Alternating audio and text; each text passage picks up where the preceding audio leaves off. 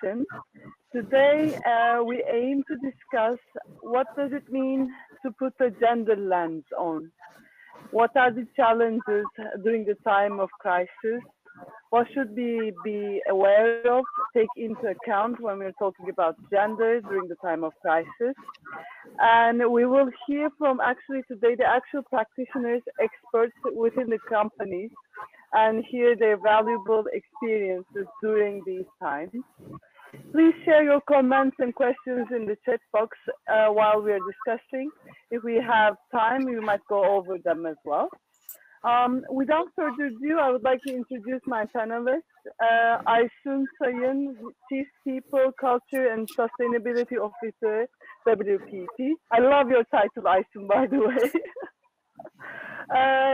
Ebru, Şenel, Erim, Sustainable Business and Communications Director, Board Member at Unilever, Turkey. Welcome, Ebru. And Thank you. Emrah, Özbay, Director in the Internal Audit Department, Risk Management and Sustainability Department at Boyner Holding. We would really want to hear what you're doing as well at Boyner, Emrah. So I will start with Emrah actually. So what does it mean to put a gender lens on business operations? So let's start with the basics first. What kind of difference and benefits can gender lens provide within the company? Can you give us an example from Boyner Holding as well? Thank you. Thank you, Melda. Let me give you an example. For example, if you wear glasses like me, then you understand how difficult it is to see things clearly without them. The words in the book, the images on the computer screen, all information is there. But without your glasses, it might be invisible or blurry to you. Looking at the world without gender lens can be a bit like reading without glasses. Why? Let me explain. In general, men and women are socially conditioned to occupy different roles. They face different expectations and challenges. These biases are often invisible or blurry for everyone. Often they are not intentionally or malicious. Regardless, treating all people equally doesn't necessarily result in equal outcomes. In order to be fair, at a company must be prepared to treat men and women differently, to remove barriers and encourage inclusion. The company can start this process by applying a gender lens to their activities. Using a gender lens when analyzing, planning, or making decisions means carefully and deliberately examining all the implications of work in terms of gender. A gender lens considers the different needs and circumstances of people, all genders within the target group at work, employee at work. As to benefit for company, using a gender lens, the company is possible to be inclusive workplace. Having an inclusive culture in workplace boosts morale and opportunity. Inclusive workplace tend to have lower employee churn rates, which represent big savings in terms of time and money spent on recruitment. Let me stop here to save time. Thank you, Emrah. I really loved your analogy with the glasses and reading. I might use it somewhere else in my speeches and quote you. Thank you again. Okay. So I'll move to Aysun. As a moderator, I have the ability to mute and unmute you because some of you have a bit of background. So I unmuted you, Aysun. So Aysun, We know that the crisis deepened the existing inequalities and affects disadvantaged groups disproportionately. How can responsible business ensure that we leave no one behind during these times? Can you give an example from a company, and how can a company create these policies when having all these in mind? Thank you. Thank you, Melda, for this question. Actually, this is a very important question, and determination for sustained equality for all. I mean that the all, not just some of the people.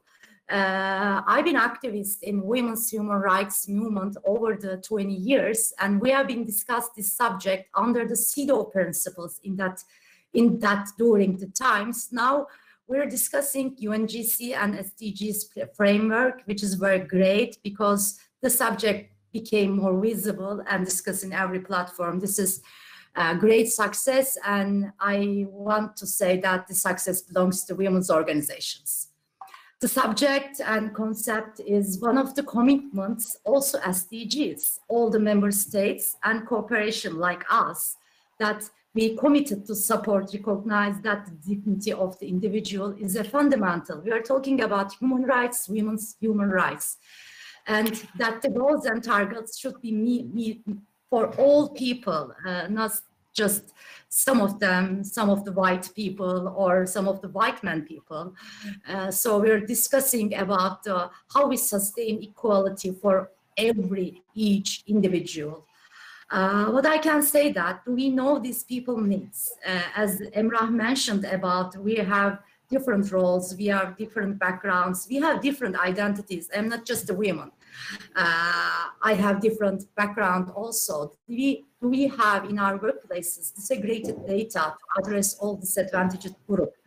In our subject, women with disabilities, women living health problems, older women, refugee women, pregnant women, women have children, especially during the pandemic period, remote working. This is a very important subject. Lesbian women, transgender women. So do we know these women's needs, and do we have any policy for these people needs? Even from the limited data in Turkey or globally currently available, it's clear that the benefits of the development are not equally shared. McKinsey published a very new article, I think it's the last month during the pandemic period. The statistic shows that definitely there is a big inequality between men and women, especially in the working lives. What the company do? Actually, what I believe that leave no one behind is a great and very powerful saying, but we shouldn't forget it. This is the state responsibility. I don't want to give all my things to the company's hand, because the companies are voluntarily participate in this system, but the states are the responsible to sustain equality every citizens in legislation and de facto. The corporation and company only can take an action, their workplaces and also all the value chain, maybe for the community investment program. This is also very important when we are considering about international companies, some of them bigger than many of the countries. So this is also very important. We have to take as a business leaders this responsibility, but we shouldn't forget that these are the state responsibility, equal treatment for each citizens. In the company, what we can do, our workspaces, our working spaces are created inequality for all. The segregated data do we have, or what the data show us? Do we have any progressive action, affirmative action policies? Or all the action that we take in, do we know that or sure that this action will not produce more inequalities in another groups? So these are the questions that we have to ask ourselves. But what I can say that during actually the last 8 months, all 4 people in this panel, we are working together under the UNGC Turkey network. UNGC Turkey Network have different working groups. One of them is diversity and inclusiveness, just established at the beginning of this year. And Ebru, Emrah, Melda, and I work together. We focused on people with disabilities, LGBT peoples, refugee peoples, and we started to prepare a guidance for the companies, how they sustain equality for these people in our workplaces. Instead of generic equality determination, do we know that these people needs? We were working together with the related stakeholders, and do we prepare our leadership to change the policy and procedures to sustain equality? I think for now it's what I can say.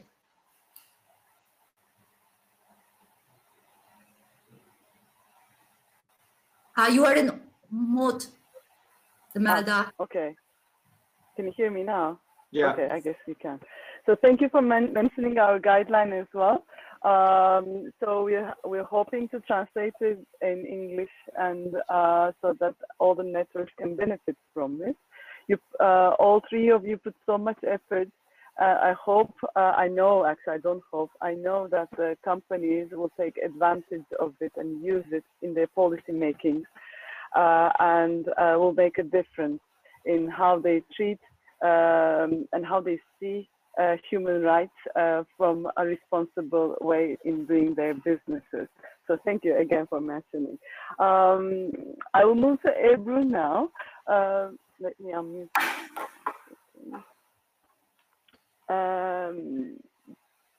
Ebru, defining ambitious targets and actually reporting them are very crucial to achieve any target you want, especially in gender equality.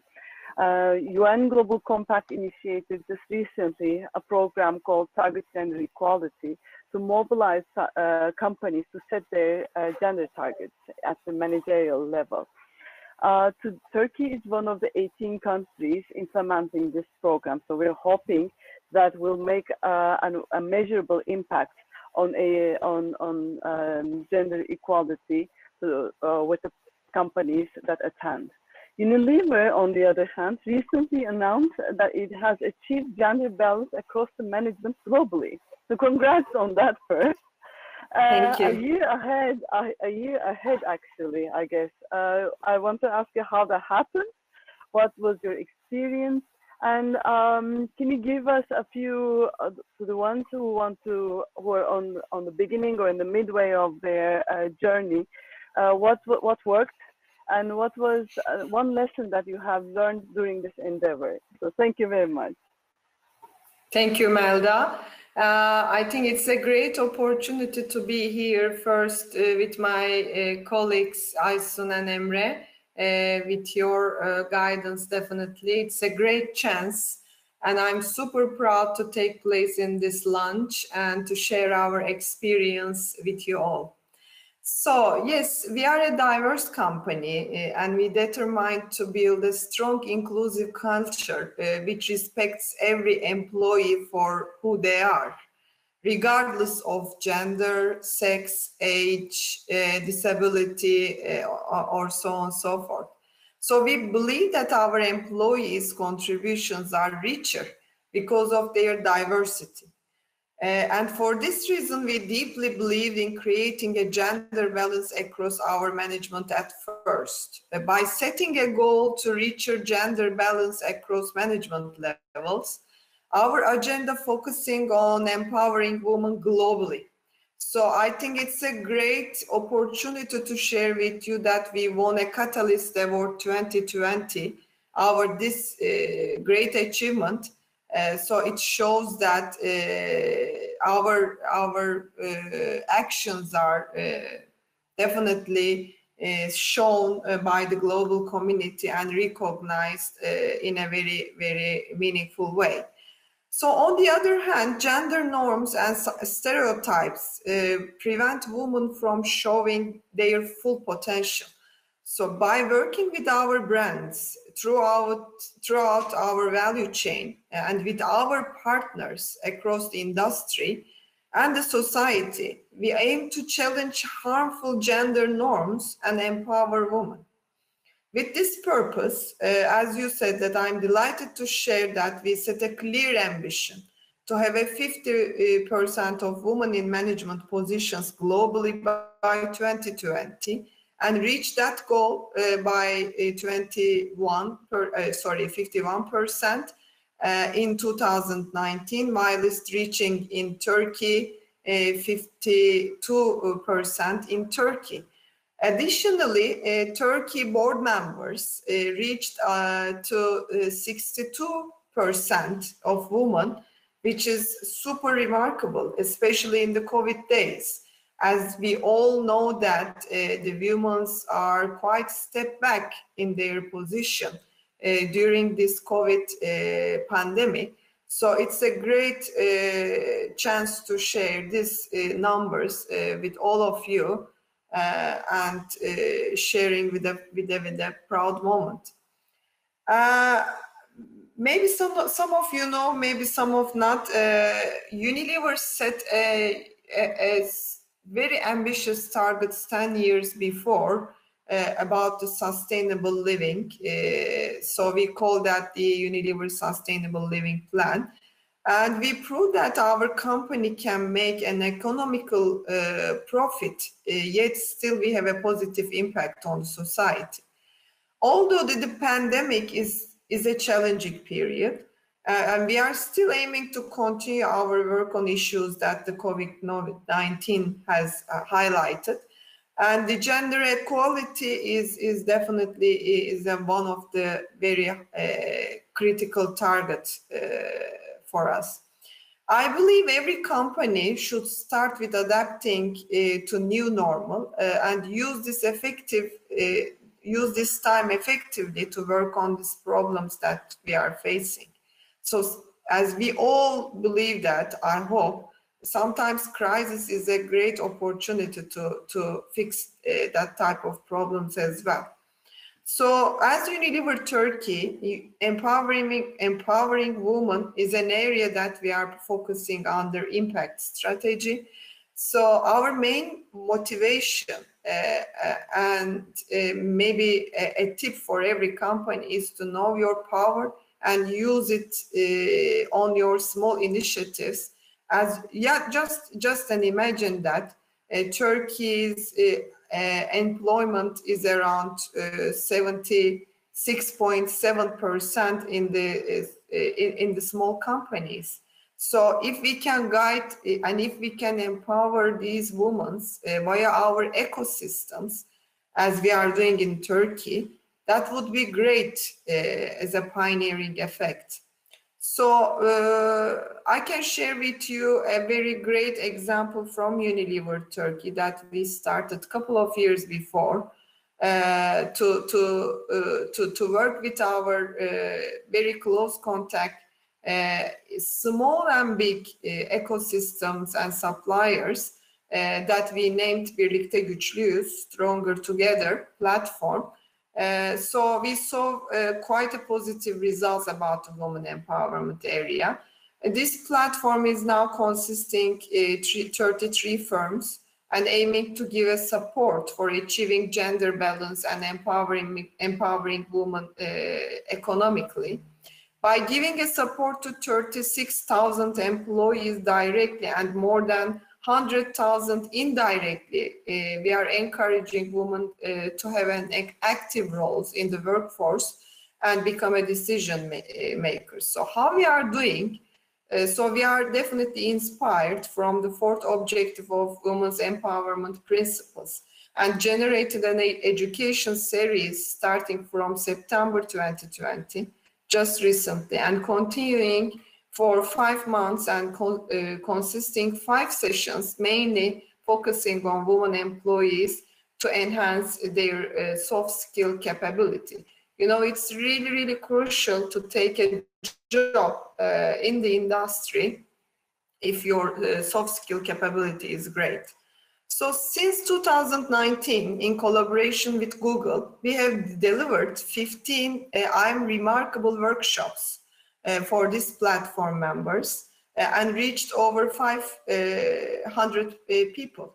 So these workshops also aim to empower both women and underrepresented groups in the society. The numbers are not that big, but still is important because we wanted from these companies to share all their knowledge with their ecosystems as well. So I think this is a great example that everyone can do. Another example is also, as we are, we have 30 brands under Unilever umbrella. So we have a important pioneering effect on the advertisement. So we worked on the preventing content related to women and children subject to violence in TV programs, as well as preventing cyberbullying in social media. So these are the important topics that we are targeting, because why? Communication is such an important step to empower women and to showing and highlights, and if you can use your power on a good manner, let's say. On the other hand, sorry. Can you wrap up a bit, because I have Yes. another question, a last question For the sure, panelists. for sure. Let me wrap up like that. So I can conclude by saying that the businesses have a crucial role to accelerate progress in gender equality. So they can leverage its assets and value chains to create a new inclusive business models. So ensuring the safe workplaces for women employees. So definitely my challenge, our all challenge harmful stereotypes, implement equal pay and paid paternity leave to create a prosperity for all.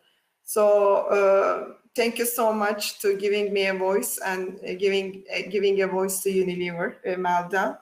It's a great appreciation. Thank you, Ebru, for sharing all the good experiences, and I hope that your model will inspire the others as well. I know it worked in Turkey. I'm sure that it will work in other countries and other ecosystems as well. My last question, I just want to have your general reflections about 1 minute on how actually crisis times, if they're managed well, they say. I want to hear your general reflections on, do you think this is the case for gender equality as well? Do you think we can turn pandemic crisis into an opportunity for gender equality? Thank you. And now I'll start with you. With me? Okay. Melda, I can say that it will be difficult for people in short term. Just I want to add that genderless efforts maybe begin with women, but shouldn't end there. Of course, women are not the only disadvantaged group in society. Inclusive company must also ask themselves whether they are barriers to participation affecting other groups, such as LGBT immigrant people. Companies must include all parts of society during this term. Thank you very much. Thank you, Emrah. So I'll pass the mic to Aysun. Ses, voice. I cannot Sorry. hear you. Sorry. Okay, now. I'm not sure that this crisis turn into opportunities, Melda, because all the latest statistics and research show us this is not opportunity. But what we can do. Before deciding any action to sustain businesses, we should consider that these actions create a discrimination for women. This is the first step, actually, what we can do as a business leaders. What we learned during the pandemic period, work and family life balance are very important. The home became an office with the children for many women. They try to manage both responsibility at the same time. In WPP Turkey, what we did, we gave them the space for their children duties, not just for women and men. Before I came here, I looked at our data. There is no people to leave for family responsibilities during the pandemic. This is first success for me. The second one, next to be sure that reconciling family and work-life balance are sustained. Otherwise, we can step forward for gender equality, what I believe that. Thank you. Thank you, Aysun. So last word from Ebru. Yeah, I think COVID-19 has taught us a lot. So we saw again that from the UN researchers, the women and children are more inclined to be affected during crisis. So as a company, putting consumers in the center, we should see the crisis as a turning point and set some of the goals in order to prevent inequalities and more precisely gender inequalities. So we would like to target that. We see the violence against women is quite important. UN is also expresses that it's a shadow pandemic growing of violence against women. So we committed to protecting safety of our employees globally as a part of our duty to care. So we would like to definitely to target on and if all the companies, all the industries can work that on, that would be great for sure. Thank you, Ebru, and thank you mentioning women violence during increasing women violence against women during the pandemic times. This is a crucial thing that Turkey, especially in Turkey, that we experience right now, and we need to take into account while we are still discussing lockdowns in other countries. Thank you for joining today. That was a really fruitful and conversation that I had today. It was nice to see you all. And thank you for the attendees who were patient enough to listen to us and give their feedback from the chat boxes. I will leave the launch to the next panel, where they're going to discuss challenges of women in the higher leadership. So stay tuned there as well. And have a nice evening or night or morning, everyone. Thank you. Bye-bye.